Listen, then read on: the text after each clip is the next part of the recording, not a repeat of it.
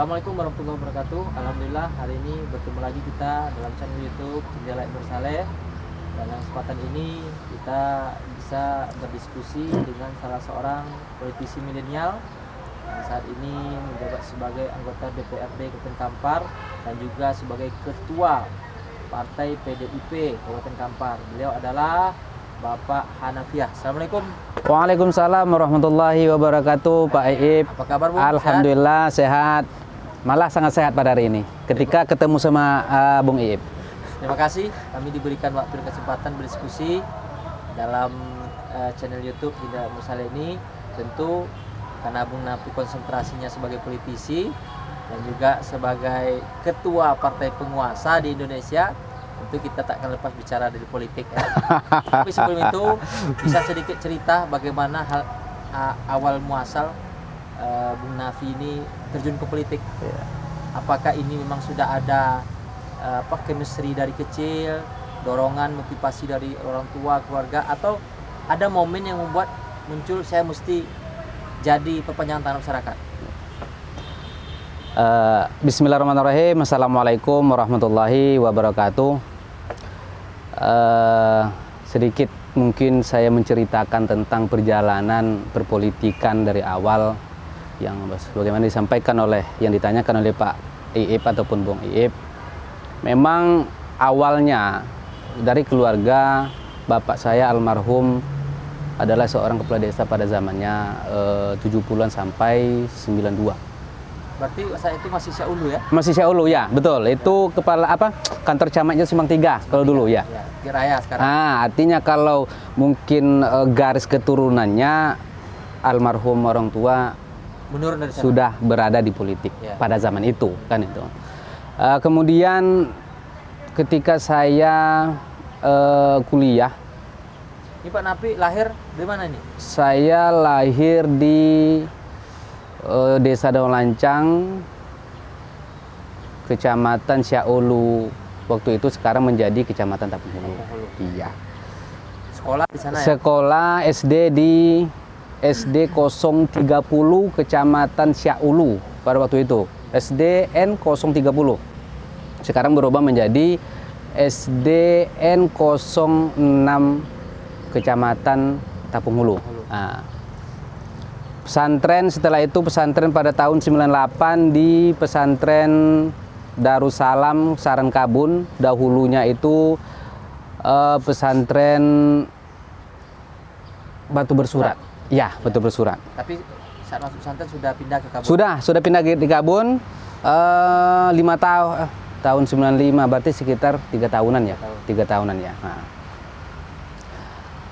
Setelah itu baru saya tamat pesantren langsung ke pulang kampung, rencananya mau ke Mesir. Ini cerita sedikit dulu ya Pak Iip ya. 2 orang sama saudara saya itu Yudi Ropali yang dulunya juga anggota DPRD. Kami sama-sama berencana ingin melanjutkan kuliah mendalami ilmu agama itu di Mesir.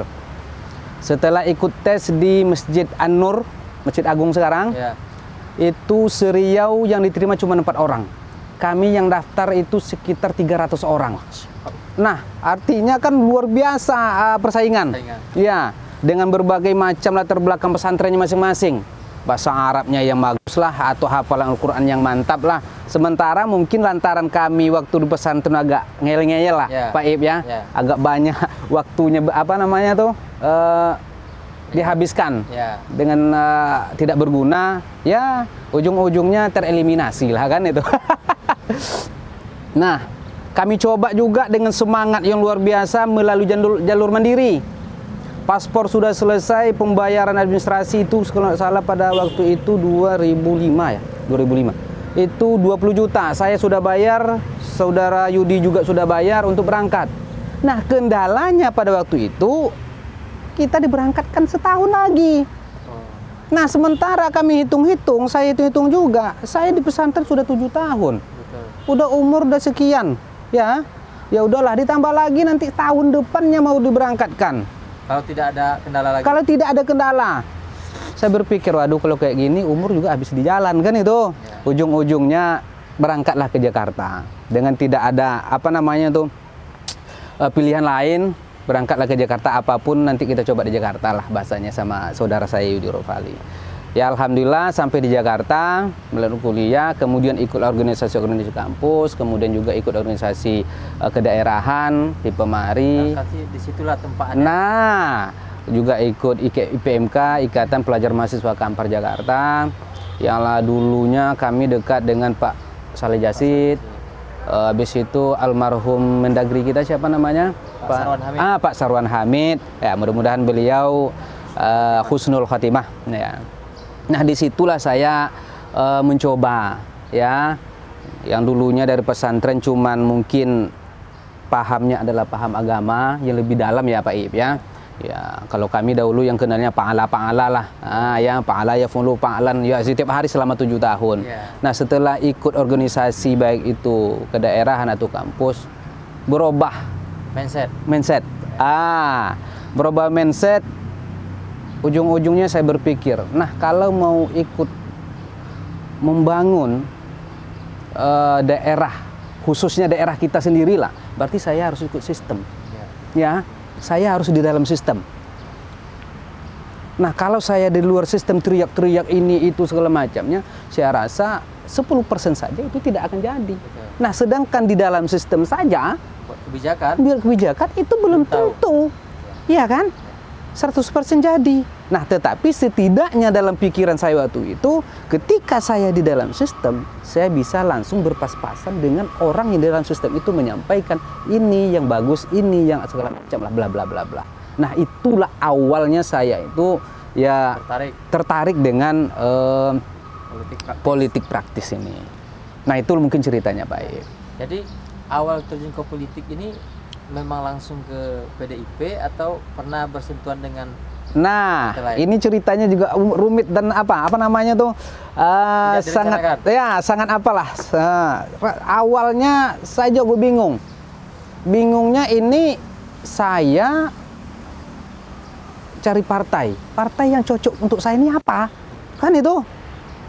Kalau lihat dari background saya dari pesantren, ya setidaknya kan PKB, ya P3, PKS, ya, PBB yang ada background agamanya lah. Tapi saya berpikir lagi, kalau saya cuma hanya terfokus dengan background agama, saya lagi-lagi balik pesantren. Ya, kemudian orang yang di dalam partai yang backgroundnya agama itu malah lebih tinggi ilmu pesantrennya daripada saya. Nah, jadi siapa yang mau saya ceramai? Siapa yang ibaratkan lampu? Siapa yang saya mau terang ini? Kan? Malah lampu kawan lebih terang dari saya. Jadi, ini masalah peluang. Oh ya, saya cari opportunity saya ini di mana nih? Nah, kalau kita tengok PKS itu LCMA, dokter segala macamnya, kan nggak mungkin kita menceramai orang lulusan Kairo kan itu. Nah, saya survei lah. Survei ini bukan survei apa namanya tuh? Individu lah. Survei warung kopi, cuman akurat. Di Tapung Hulu, Tapung Hilir itu kan berbagai macam etnis. Ya, ada Jawa, ada Bataknya, ada Niasnya, ada segala macamnya. Multi etnis. Nah, sementara partai yang multi etnis ini yang bisa diterima itu kan pasti adalah partai yang tidak background agama. Semua orang bisa masuk, baik itu Golkar, Demokrat, ya, apalagi ya Gerindra, termasuk PDIP. Nah, termasuklah partai yang hari ini saya nakodai. Di Kabupaten Kampar. Saya survei lah secara warung kopi. Nah, di situ saya dapatkan ada 2 partai pada waktu itu, ya, yang 2000, iya, mendominasi itu adalah Golkar dengan PDI. Karena orang sana, orang Tapung Hilir itu dari sananya sudah Golkar, dari sananya sudah PDI Perjuangan. Iya. Nah, iya lahirnya Gerindra Demokrat itu kan artinya kan baru partai baru lah ya. Nah, artinya baru tahap pengenalan pada waktu itu. Ya, waktu itu kalau nggak salah baru Pak Faisal dengan Pak Niskol Firdaus sebagai perwakilan Gerindra waktu itu. Nah, saya bingung mau masuk Golkar pada waktu itu sudah Alek duluan. Aleknya Gertap dulu. Nggak mungkin orang Golkar menerima saya satu tempat itu 2 orang kader yang akan dicalonkan. Iya, ini kan persoalan opportunity nih, peluang saya. Nah, sementara saudara saya tadi Yudi Ropali itu sudah masuk di AMPG, enggak? AMPG dulu. Oh iya betul. Ah. Betul. Nggak mungkin, ini kan semua di situ, nggak mungkin ketiga-tiganya duduk, itu mustahil. Ya. Jadi saya coba berdiskusi sama kawan-kawan, dengan hasil yang saya dapatkan survei warung kopi tadi, saya sampaikanlah semua. Ini partai yang baik, di Tapung Hulu Tapung Hilir, yang ada kemungkinan dapat kursi. Artinya tidak akan pernah bisa mengantarkan. Ya, tak akan pernah ini kosong kursinya nih, siapapun yang akan calon. Karena yang partisipan partainya itu banyak. Satu orang caleg yang milih partai saja kan itu. Betul. Nah, setelah cerita berumbuk sama kawan-kawan, habis itu saya bercerita sama keluarga. Nah, karena ini kan harus ada dukungan keluarga dulu. Nanti 100% pun semangat saya, tapi keluarga semangatnya turun, artinya tidak mendukung, nggak mungkin saya kerja sendiri. Iya Pak Ib ya. Nah, setelah itu oke, kawan-kawan dukungnya, responnya baik, positif. Setelah itu saya sampaikan sama lingkungan keluarga saya, ya responnya positif, cuman yang ditanyakan ini ujungnya kan duit Pak. Betul. Yang ini kan politik praktis ini pasti pragmatis, transaksionalnya itu tinggi. Dari mana duitnya kan itu? Saya sampaikan kalau kita serius, semuanya serius, saling mendukung, bahu-membahu, insya Allah jadi. Nah, ini sedikit saya cerita panjang nih Pak Ib. Barulah saya tengoklah di Partai PDI Perjuangan itu lagi opportunity dan peluang saya tadi. Di situ waktu itu incumbent-nya Bu Jasnita Tarmizi. Ya. Ya, 2014 itu kan Bu Jasnita Tarmizi lah incumbent PDI Perjuangan, sekaligus dia adalah ketua PDI Perjuangan Kabupaten Kampar.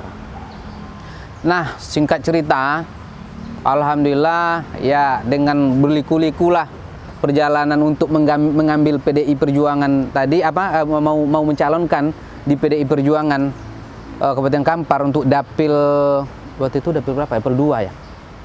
2014. Ya, dapil 2 kan? Iya. Dapil 6. Oh, dapil 6. Dapil 6 ya. Dapil 6. Ya. Jadi itu dapil 6. Oke, kita banyaklah mungkin rintangan yang saya hadapi, termasuk di internalnya. Saya kan orang baru nih Pak Ib, ya. KTA saya 2012, saya calonkan 2014. Nah, artinya masih banyak senior-senior mungkin yang itu mau mencalonkan. Nah, jadi adalah keluarga yang mendorong sangat luar biasa. Kepala Desa Petapan, Abdul Kolil, itu kan keluarga ini. Dia juga pengurus partai di Sejunjung pada waktu itu. Sejunjung ya? Iya, dia pengurus partai PDI Perjuangan Kabupaten Sejunjung. Nah, dia besarkan di situ, kemudian kembali pulang dia ke Pedapahan, dapat peluang lah di sana menjadi kepala desa. Nah, dialah mengkomunikasikan dengan partai. Alhamdulillah saya diberi ruang. Nah, dengan beberapa syarat lah, syaratnya nggak mungkin saya ceritakan ya, ini panjang. Nah, baik itu saya mencarikan caleg lagi, ini itu segala macamnya untuk memenuhi 30% kuota perempuan. Saya nanggung itu semua. Ya, alhamdulillah calon. Nah, ya proses calonnya alhamdulillah 2014 itu saya diizinkan oleh Allah Subhanahu wa taala melalui tangan kawan-kawan dan para pendukung ya, para pemilih-pemilih baik itu dari daerah, umumnya itu di Tapung Hulu dan Tapung Hilir. Diantarkanlah 2014 itu menjadi perwakilan dari Partai PDI Perjuangan. Dapilnya Tapung Hulu Tapung Hilir. Iya. Dan lanjut 2019. Nah, alhamdulillah 2019 kita coba lagi. Ya, artinya kepercayaan masyarakat ya masih tinggi lah ya. Dulu 2014 suara saya 2.517. Alhamdulillah 2019 ini suara meningkat. Artinya saya tengok berarti kepercayaan masyarakat masih tinggi kan itu. Ya. Intinya elektoral bertambah. Bertambah menjadi 3.100 suara.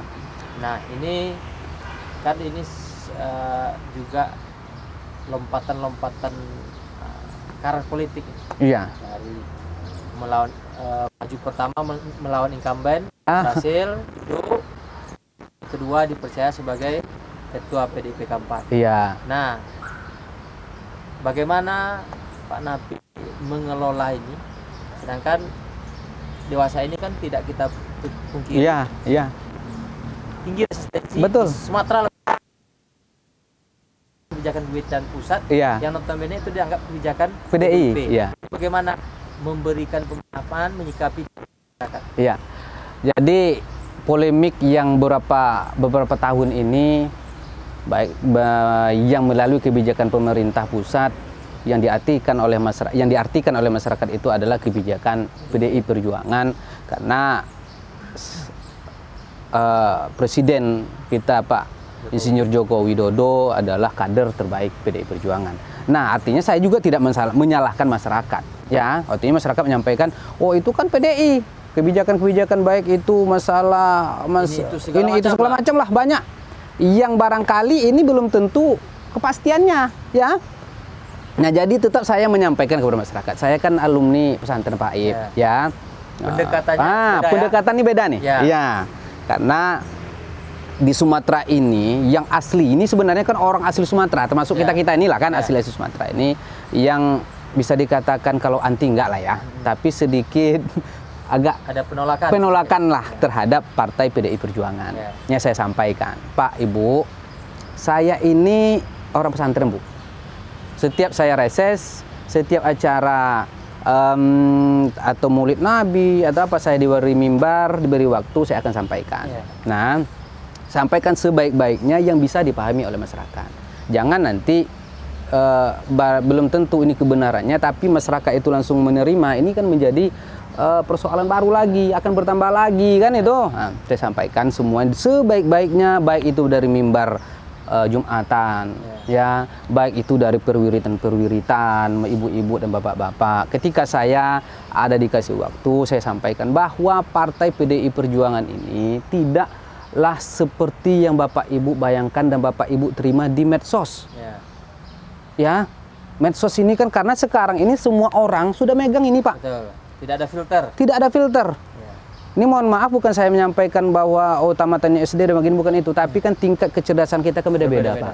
Ya, nggak tamat SD pun juga mamak-mamak kita waktu dulu udah megang gadget sekarang, udah megang. Nah, cara menyikapinya kadang-kadang ini belum tentu benar, dianggapnya sudah betul, sudah benar. Inilah yang paling benar kan itu, saya sampaikan seperti itu.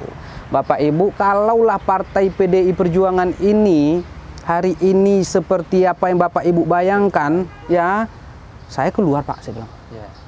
Saya keluar. Nggak mungkin akidah saya yang akan saya pertaruhkan untuk jangka pendek. Betul. Artinya berusaha menjelaskan. Menjelaskan. Yang bisa, itu saya sampaikan ini tadi. Kerja berat berarti. Ya, sangat berat lah, sangat berat. Nah, kerja saya pada waktu ini, kalau saya sampaikan adalah tsunami politik bagi PDI Perjuangan. Betul. Kalau di Jawa mungkin bonus politik. Nah, bonus politik. Tapi kalau di Sumatera ini termasuk tsunami politik. Ya, bagi kader-kader PDIP Perjuangan. Nah, justru itu saya sampaikan seluruh baik itu dari DPC, PAC, ranting dan anak ranting, ya. Sampaikanlah sebaik-baiknya dengan masyarakat hal yang kita tahu tentang PDI Perjuangan. Jelaskan dengan yang bisa dipahami oleh masyarakat. Jangan kita jelaskan dengan bahasa-bahasa terlalu tinggi.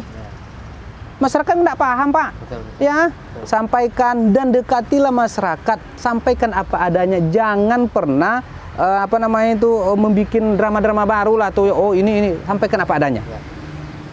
Nah, ini Pak Napi, sekarang Bu Napi ini sudah dipercaya menakodai PDIP Kampar. Tentu ada target-target yang diberikan oleh partai kepada Bu Napi untuk memimpin PDIP ini. Pasti ada evaluasi dan segala macam. Tapi selama 2 periode ini perolehan suara PDIP kan naik ya dari sebelumnya naik 4 kursi. Kalau kursinya tetap suaranya naik. Iya. Tentu ada target lain. Nah, apa kira-kira target yang diberikan? Ya, saya rasa kalau target partai ini semua partai sama. Yakin saya. Iya, Pak Ip, ya. Target pertama adalah meraih kemenangan secara konstitusi. Kan itu Pak Ip. Nah, baik itu secara legislatifnya dan juga eksekutifnya. Jalur perjuangan utama. Nah, ya konstitusi harus kita pegang. Raihlah kemenangan dengan secara konstitusional. Kan itu. Jadi kita ditargetkan oleh DPP partai, kemudian instruksi DPD partai. Pertama sekali untuk kalau sekarang hari ini adalah 4 kursi, kita akan menambah setidak-tidaknya 1 dapil 1 kursi. Jadi target nasional 6 kursi. 6 kursi rasionalnya. Nggak mungkin nanti kalau bahasa kita 2 kursi 1 dapil itu kan Ya. dengan tsunami politiknya tidak mungkin. Berat. Ya, sangat berat lah. Perjuangan berat dengan kondisi sangat iya. isu ini ya. Iya, tapi kalau target 1 dapil 1 kursi itu rasional. Ya. Nah, sejauh ini dapil mana yang belum ada kursi? Ya, kita tetap 2 periode ini Dapil 6 ada 2 dapil. Dapil Kampar Kiri itu dapil berapa sekarang tuh? Dapil 6 ya? Dengan Rumbio Jaya itu dapil 1 sekarang ya? Dapil 1 ya. Dapil 1. Kemarin juga itu. Dapil 2. Dapil 4 kami 2. Dapil 4 ya. Dapil 4 dan dapil 6. Dapil 4 dengan dapil 6. Ini yang selalu kosong. 2014 juga kosong. Iya, iya. 2019 kosong. Nah, sementara kalau menurut analisa saya, dapil 4 itu sangat bisa kita dapat. Kenapa? Situ ada 10 kursi Pak Iip. Ya, betul. Disediakan oleh KPU pemerintah itu 10 kursi. Ya. Peluang cukup ada. Peluang ya? pasti ada. Artinya kalau kemarin kursi terakhir itu berkisaran 4.000 ataupun 5.000, anggap aja lah 5.000 kursi terakhir. Kalau 10 orang caleg betul-betul dia bekerja, enggak mungkin enggak dapat 500 Pak Iip. Ya. 1 orang kali 10, 5.000. Artinya ada peluang dapat. Peluangnya di situ pasti. Kursi terakhir kemarin 4.000 sekian. ya, betul. Nah, saya akan mengejar. Modal 500 dapat sebenarnya. Betul. Nah, jadi saya sekarang ini akan coba mengkondisikan dapil 4 itu dengan sebaik-baiknya. Mulai penyusunan. Nah, mulai penyusunannya baik itu dari PAC ranting dan anak rantingnya itu kita kelembagaan itu kita perbaiki sebaik-baiknya karena bagaimanapun motor partai ini kan tetap lembaganya. Nah, ini yang harus saya perbaiki. Ya, saya yakin dan percaya kalau nanti calegnya itu ya serius ya, nah, jangan kutip serius, insya Allah dapat. Ya. Iya. Rasional hitungannya ya? Rasional. Kampar Kiri? Kampar Kiri 5 kursi ya? Iya kan? 6 kursi ya? Nah, kalau berkaca 2019 kemarin itu sangat apa juga saya tengok, agak berat. Masih berat Kampar Kiri daripada dapil 4 tadi. Ya. Jumlah kursinya sedikit, partainya sama tetap. Betul. Nah, sementara di Rumbio Jaya dan sekitarnya itu partainya sama, kursinya 10. Betul. Lebih memungkinkan di Rumbio Jaya itu probabilitasnya lebih tinggi. Kemudian nanti saya mengharapkan juga kepada kader-kader partai yang ada di bawah PAC ranting dan anak ranting itu bisa mengelola memetakan kondisi ini di mana. Contoh, nanti di Kampar Kiri itu kan